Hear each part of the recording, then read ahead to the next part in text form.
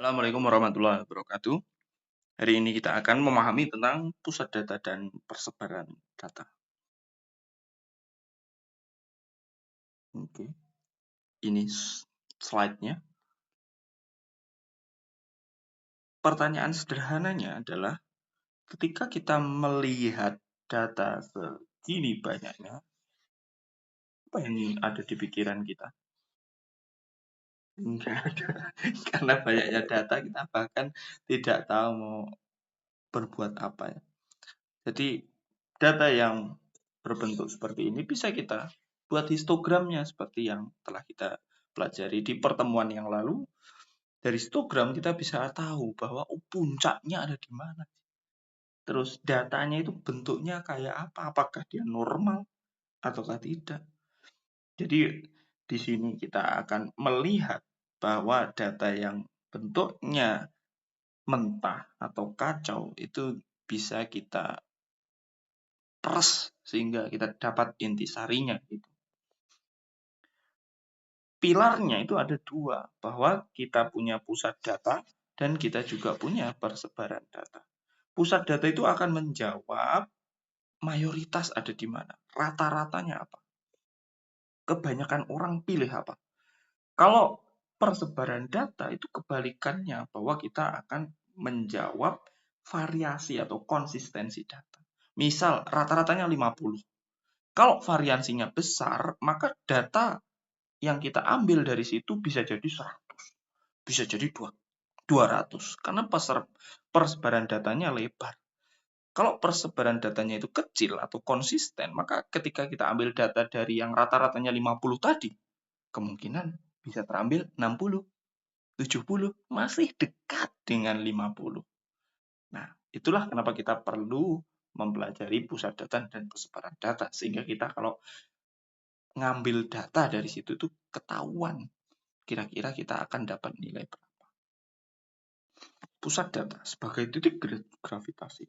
Ya, ini agak alay ya, notebook LLM, tapi tidak apa-apa.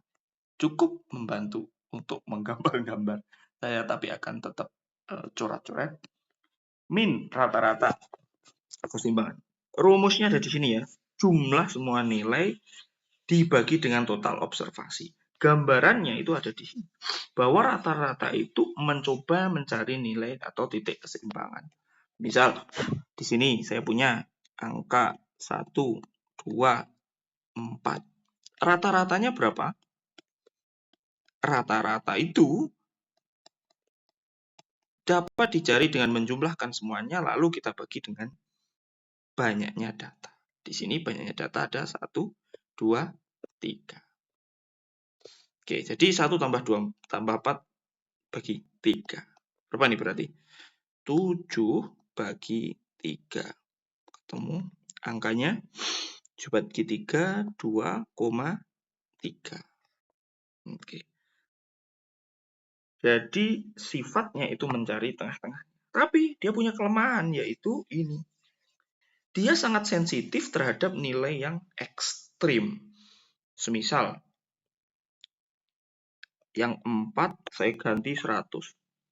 Lihat, mayoritas sebenarnya datanya itu 1, 2. Tapi tiba-tiba ada yang melenceng jauh menjadi 100. Rata-ratanya jadi berapa? 1 tambah 2 tambah 100 bagi 3. Berapa ini? 103 bagi 3. 13 bagi 3 berapa? 4. 34,3. Lihat, beda banget. Secara pengukuran ini salah total. Karena ya itu tadi, ada data yang sangat besar. Pencilan, outlier yang sudah kita bahas kemarin. Terus, selanjutnya apa yang alternatifnya berarti? Yaitu median. Median itu berusaha mencari nilai tengah tanpa dia memperhitungkan besar kecilnya. Enaknya di situ. Jadi outlier atau ekstrim aman. Tidak akan mempengaruhi nilai median. Contoh, lihat tadi. 1, 2, 4. Tengah-tengahnya berapa? 2. Bandingkan dengan 1, 2, 100. Tengah-tengahnya berapa? 2. tidak akan mempengaruhi nilai median, nilai outlier atau pencilan-pencilan yang ada di besar atau kecil. Terus, ketika kita punya 1, 2, 4, 10, berapa nilai mediannya? Kita cari tengah-tengahnya. Tengah-tengahnya ada di sini, di antara 2 dan 4. Berarti kalau seperti ini gimana caranya? Kita bisa tambahkan, lalu kita bagi dengan 2. Jadi nilai apa ya? Dicari tengah-tengahnya atau rata-ratanya ya. Berarti di sini kita memperoleh 2 tambah 4, 6 bagi 2, 3. Jadi mediannya adalah 3. Bagaimana kalau datanya banyak? Nah, kita bisa nanti gunakan rumus untuk Q2 kalau datanya lebih banyak ya untuk mencari median. Sekarang pertanyaan jebakan nih, saya sudah kasih tahu jebakan. Berapakah mediannya? Sorry, ini saya tambahi biar terjebak lagi. 15. Berapakah mediannya? Nah, kalau seperti ini jangan dijawab 2. Jangan. Karena kalau kalian jawab 2 itu nggak tepat. Karena dia harus urutkan dulu. Jadi 1, 2, 4, 15, 100. Baru setelah itu dicari tengah-tengahnya. Nah, itu yang penting ya dari median. Oke, selanjutnya. Bagaimana kalau datanya itu tidak bisa dijumlah, tidak bisa diurutkan? Contohnya, ini gunakan modus sebagai cara yang terakhir. Ini apa ya? Preferensi minyak mandi. Di sini ada apa? Lavender, rose, shooting, amor, lamor. Bagaimana mencari median? Apakah bisa diurutkan? Nggak bisa. Karena dia kategori, merek, lavender, rose, shooting. Artinya kita bisa menggunakannya menggunakan modus. Atau yang paling sering muncul apa? Jawabannya yaitu lamor. Ini. Kesusahannya atau keterbatasannya yaitu ketika modus memiliki lebih dari dua modus. Contohnya, misal kita mau pemilu, nah, pilkada. Ada 3 calon. Ternyata calon pertama dapat 20% suara. Calon kedua dapat 40% suara. Calon ketiga dapat 40% suara. Artinya mayoritasnya ada pada calon kedua dan calon ketiga. Nah, modus tidak bisa menghitung atau menentukan mana yang paling favorit. Artinya ya harus diadu lagi pilkada atau tahap 2 atau apa itu namanya. Nah, itu yang terjadi. Oke, jadi masih kebayang gunakan min selagi bisa. Kalau nggak bisa, ada outlier atau ada apa, gunakan median. Kalau median juga nggak bisa, gunakan modus. Pasti bisa, nggak mungkin nggak bisa. Nah, di sini lihat, min ini terbaik untuk data yang terdistribusi normal, yang nggak ada pencilan-pencilannya, yang nggak ada aneh-anehnya, nggak ada anomalinya. Sedangkan median bisa untuk mengukur data yang normal, tapi mending pakai mean atau pakai rata-rata. Kalau median terbaiknya apa? Untuk data dengan pencilan. Kalau modus terbaiknya apa? Untuk kategori atau nominal yang tidak bisa diurutkan. Jadi mereka punya kegunaan masing-masing ya. Jadi tidak bisa digebiah. Oh ya, oh ini pakai mean, pakai median, nggak bisa.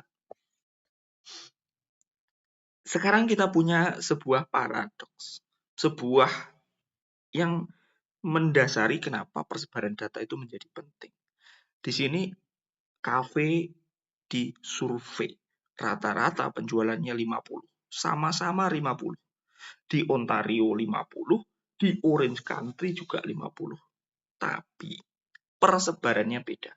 Orange County dia lebar persebarannya. Ini jaraknya lebar dari rata-rata. Tapi di Ontario jaraknya ke rata-rata pendek. Nah, ini perbedaan.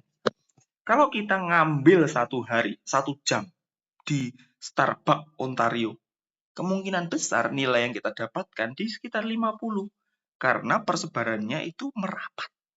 Tapi di Orange Country itu lebih nggak jelas. Bisa dapat 70, bisa dapat 60 karena persebarannya lebih jauh.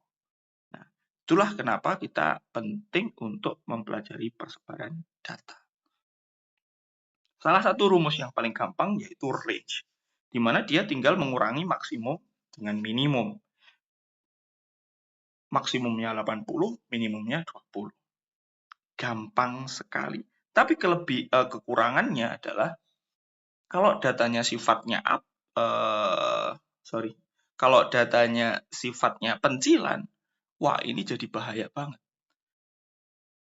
Misal 1 orang tadi ya, kalau saya tuliskan tadi kan 1, 2, 4, 100. Lihat, range-nya itu 100 kurangi 1. Berarti jadi 99. Padahal sebenarnya data aslinya,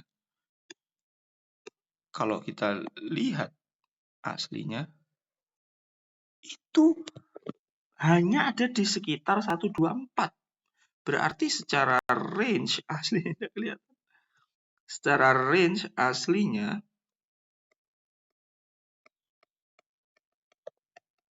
itu cuma 3.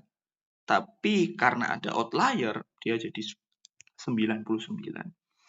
Nah, artinya di sini kurang bagus lah ya, bahwa perhitungan menggunakan batas terluar atau range ini kurang bagus. Alternatif kedua yaitu menggunakan varians. Nah, varians ini lebih bagus, tapi tentu ngitungnya lebih ribet. Ada langkah-langkahnya. Pertama kita harus mengukur rata-rata dulu. Lalu dihitung selisih. Misal, saya punya data 1, 2, 4. Kok kurang bagus tadi rata-ratanya ya?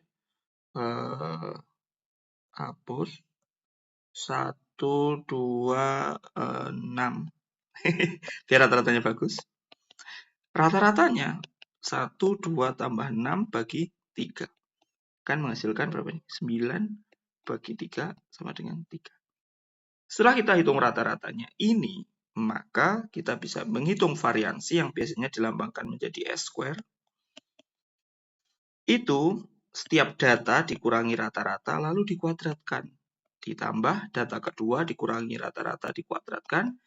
Data ketiga kurangi rata-rata dikuadratkan. Semuanya ini dibagi N-1.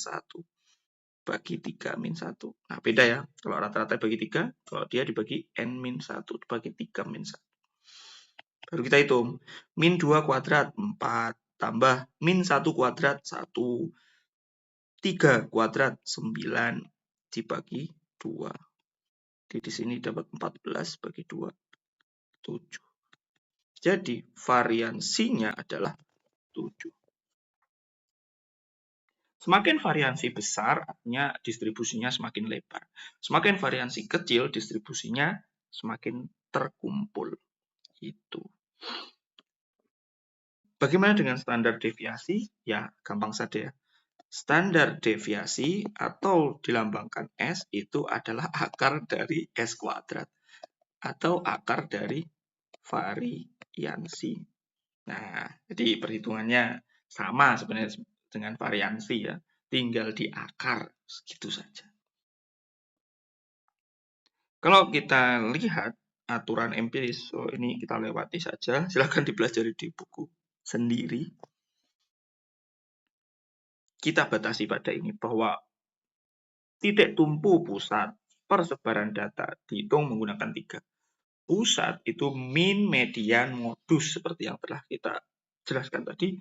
Min itu kalau datanya bagus tidak ada pencilan, median kalau datanya ada pencilan, modus kalau tidak bisa keduanya. Atau datanya sifatnya kategori. Sedangkan untuk persebaran kita punya range untuk ekstrim atas dengan ekstrim bawah, bahaya kalau ada pencilan, varians lebih ribet. Tapi dia betul kalau ada pencilan lebih oke. Standar deviasi itu pengurangan 2 pencilan. Simpulan utamanya apa? Jangan pernah membuat keputusan hanya dengan rata-rata tanpa melihat sebarannya, seperti tadi yang terjadi di Ontario atau Orange County. Cerita sejatinya ada kombinasi keduanya. Jadi kalau kita mau ambil data, kita wajib memperhitungkan keduanya. Yap, tentu agar lebih memahami apa yang kita bahas hari ini, silahkan teman-teman kerjakan. Nah, soal di bawah ini sebagai latihan. Latihan. Misal saya punya data, berapa ya, kecil aja ya, 1, 2, 4, misal 9, terus 4 lagi boleh ya. Nah, coba biar ngitungnya bagus, tentukan variansi dari data tersebut. Nah, oke. Silahkan untuk latihan. Semoga nanti waktu ujian sudah lancar jawabnya. Oke, terima kasih banyak semuanya atas perhatiannya. Assalamualaikum warahmatullahi wabarakatuh.